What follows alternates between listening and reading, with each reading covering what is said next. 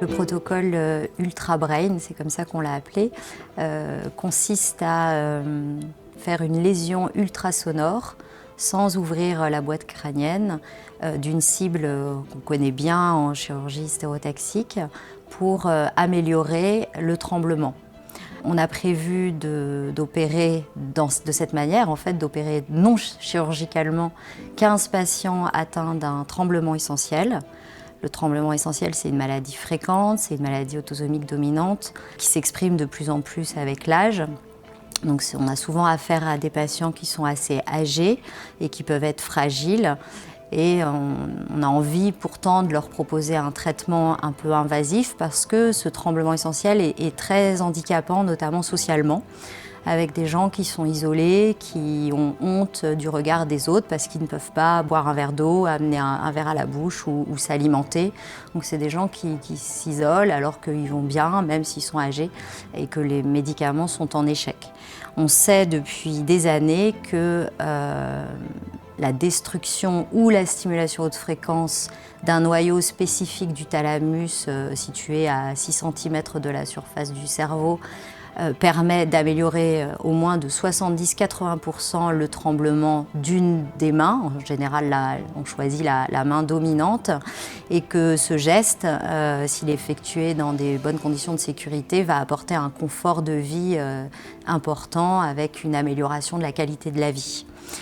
Donc on a choisi d'inclure dans ce projet 15 patients qui souffrent d'un tremblement essentiel résistant et bien sûr très sévère. Donc c'est une grande journée avec nous pour procéder à cette lésion. Donc c'est des processus qui sont assez complexes. Le patient va être mis en fait dans une IRM.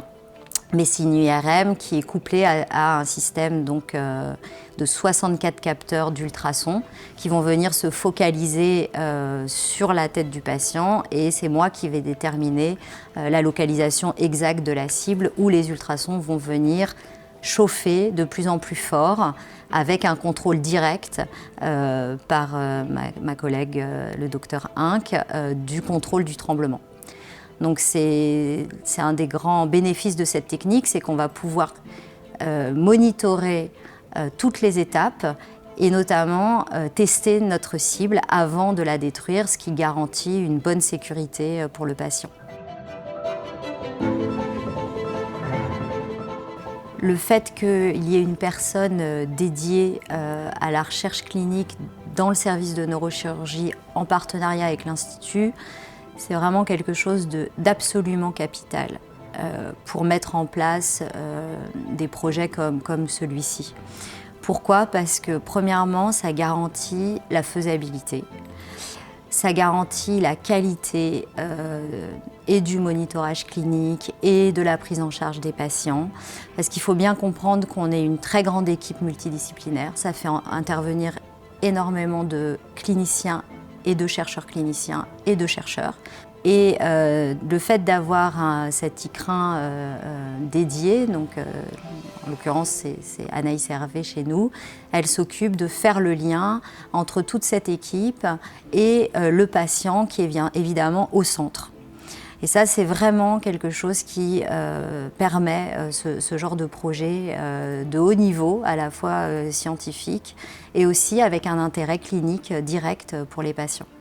D'autre part, le fait que ce projet se fasse à l'Institut du cerveau ici garantit l'accès à de l'imagerie et de la physiologie de très grande qualité.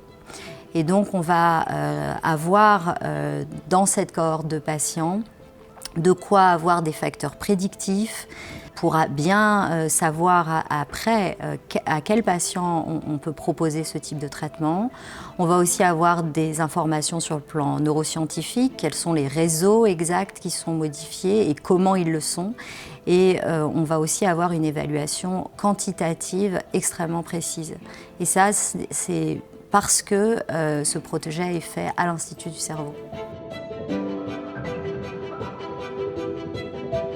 Dans le futur, une des applications potentielles en recherche que je vois pour cette technique ultrasonore, c'est de réussir à neuromoduler, c'est-à-dire à appliquer une puissance ultrasonore très basse qui permet de stimuler ou d'inhiber un petit groupe de neurones très bien ciblés. Et si on arrive, et on est en train d'y arriver, on pourrait appliquer cette méthode à d'autres pathologies que le tremblement, notamment dans le domaine de la psychiatrie. Finalement, cette technique permettrait de tester des hypothèses physiopathologiques en allant inhiber sélectivement telle ou telle région cérébrale avec un contrôle direct sur les symptômes des patients. Dans les autres pathologies du mouvement, notamment dans la maladie de Parkinson, c'est déjà effectué dans d'autres pays comme en Espagne, y compris en routine. On peut appliquer ces méthodes de destruction ultrasonore dans d'autres cibles pour améliorer la maladie de Parkinson. Donc c'est quelque chose qu'on va nous aussi évaluer dans les années à venir.